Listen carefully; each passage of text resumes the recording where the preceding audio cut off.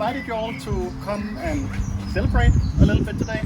Celebrate my birthday, celebrate that I have my thesis approved and can go through that long and tedious process. We are celebrating that we could get family reunification in Denmark after another long and tedious process. That CHIHARU just passed her Danish exam A2, skipping A1 directly, and we are celebrating her YouTube channel that finally got to very close to almost getting to the 1,000 subscribers. So her project during her visa break has turned into a little ad revenue monetized YouTube channel. Almost. So we have a lot of things to celebrate today, but we have one more thing to celebrate. As you might guess slowly, that after we waited for a long time with getting our family unification, we had one question that came up again and again. Why don't you just get married? It's much easier, you get your visa, everything is fine. And it's not like that. In Denmark, you don't just get a visa from marriage. And also, we didn't really want to just get married for signing off a piece of paper and getting a visa. But that didn't change that we did want to get married.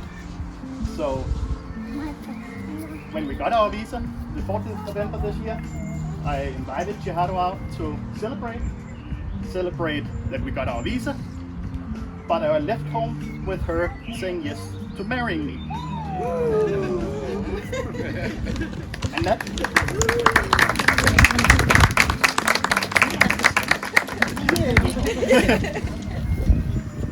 that marriage has actually already happened. So the 9th of March this year, a day for the Japanese. It's a little wordplay day. It's pronounced Sankyu, so thank you day, so we can remember in the future we are married on thank you day. But there is more things when you come to international marriage. We also have to get our marriage registered in Japan to completely finalize it. And there's a few ways. I mean, it's straightforward actually. You take your certificate, you go to the embassy, you get an embassy worker to sign off. We are who we are. Your application can be approved and be sent for registering. But not always can you get to an embassy easily. Not everywhere in the world. So you can contact other impartial authorities and get them to help sign off on your signatures and do your ID. And that's why we have Kian here today, because even though his nickname is the doctor usually, the actual title is more the diplomat, which is the diplomatic entity of UN he works for, that he can sign off on our marriage today to finalize our registration of our marriage in Japan and completely finalize that CHIHARU and I, his husband and wife. Wow. So therefore, we invited Kian to come and help us do a little ceremony. Only therefore. Otherwise, no. We invited Kian to come and do a little ceremony for us, and I hope you will come and enjoy that with us now. Of course.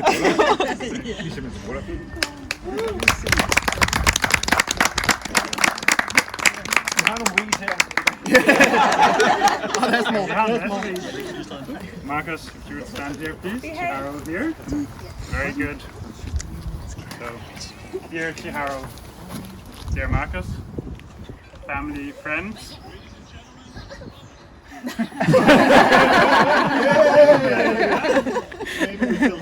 have a little speech first before we go to the ceremony. So we've gathered here today, probably as a surprise, I imagine, to most of you, to witness the confirmation of marriage between CHIHARU and Marcus. I really have a great honor of officiating, and thank you so much for the trust and finalizing the paperwork in the presence of all you friends and family. Before we get to the marriage ceremony itself, just allow me a few words of reflection on this beautiful couple that we're about to make husband and wife internationally, at least, even if you jump the gun a little bit. But that's how it is sometimes. Marriage is first and foremost about love and a commitment to each other. CHIHARU and Marcus, it's a commitment that you're making to each other today, and you will continue to have to choose each other every day for the rest of your lives. Luckily, you two are some of the most accepting people that I know. I've recently learned how you truly see the positive in every situation as long as you're together, as long as you're doing it together. That you forgive each other and that you support each other no matter what life throws at you. Your hometowns are pretty far from each other, but as you join in marriage, you will now have 2 homes. Or should I say 3? Perhaps judging from your answer. I think Australia could be a 3rd one. But I actually think this is really a testimony to how openly the 2 of you embrace new cultures, are open to trying new things. So really kudos to you for that. I've personally seen, Marcus, I've seen your keen affection for everything Japanese during our travels a couple of years ago. You just mentioned CHIHARU's YouTube channel, Japanese in Denmark. I think we've all watched it. If not, you should. It's an absolute pleasure. And that really shows as well your affection for Denmark is growing slowly but surely. Okay, many of us here know how it is to be married to someone from a different country or different culture, or have parents that come from a different country or a culture. My fiance is German, I'm half Irish, half Danish. Just to say that there's a lot of people who have experience with this and it's very enriching. So I think it's quite fitting as well that we're actually officiating your marriage today under the authority of the United Nations. But you have so much other than culture to offer each other. When I spoke to you, you both told me how the other person makes you feel very calm. I believe you used the word chill. And that you both keep a positive attitude whenever you face any challenges. And I really think this is something that makes you great as a couple and as a team, being able to deal with challenges and not only the good times. You have another passion, which is food. You both love food. I think we can see it from the beautiful thing that has been prepared here today. And luckily you will have a lifetime of exploring the taste between Japan and Denmark. It's a gift that you can keep giving to each other. And hopefully you can also continue giving it to the rest of us. I'm sure we would definitely like to be part of that whenever we can.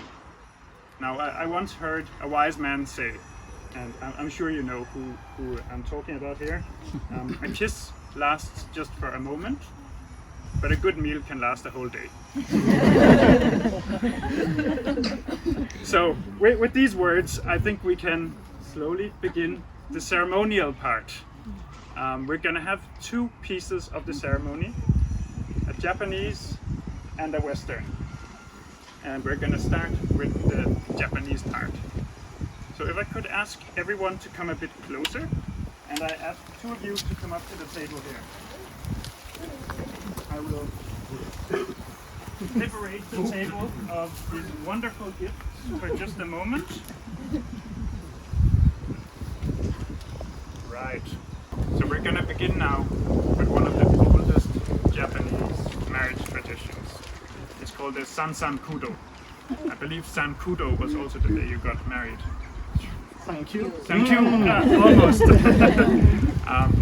This is a ceremony in which the couple is formally bound together by sharing 3 sips of sake from 3 cups. The 3 cups represent the past, the present, and the future.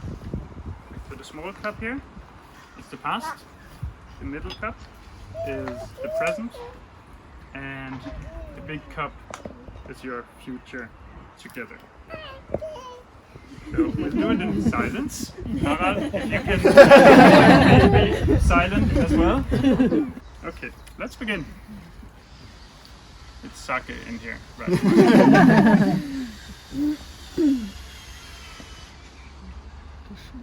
Okay, Marcus.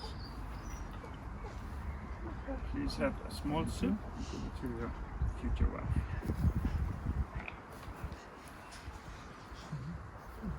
It's sake.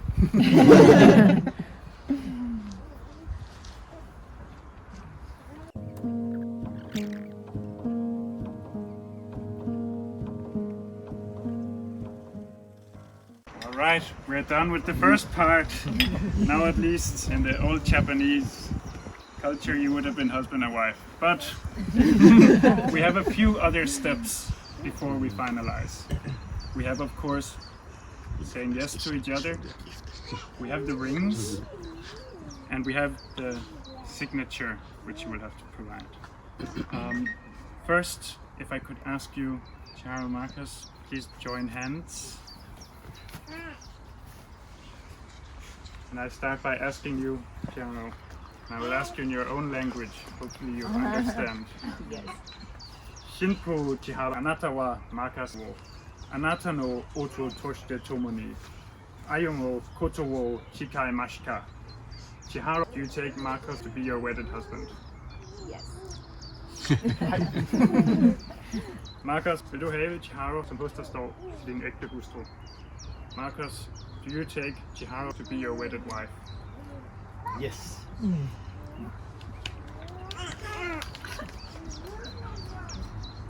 Good, with that. Noted, we now move to the ring. CHIHARU, please place this ring on Marcus' finger as a daily reminder of your love.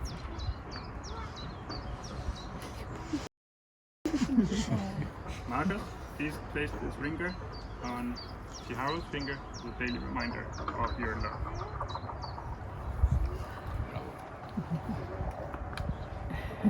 Now, we move to the final signature before we can call you husband and wife.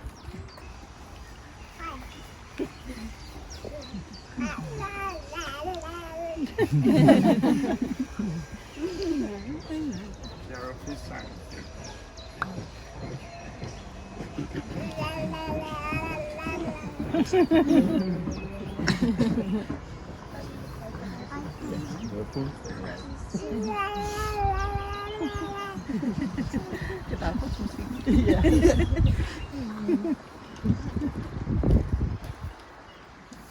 I now declare you husband and wife. You may kiss the bride.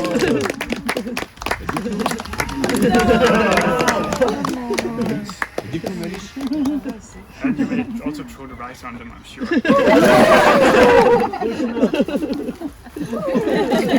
Don't waste the rice. It's good rice.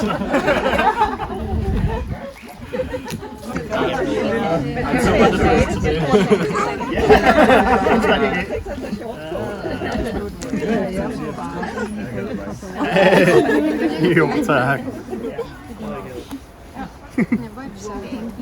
Tillykke. Jo, tack, jo, tack. はい、という感じで無事にサプライズは成功し、この日は楽しい宴となりました。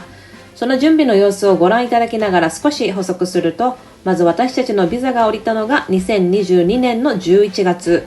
そのお祝いディナーに出かけた先でプロポーズされ、3月9日に2人だけで入籍しました。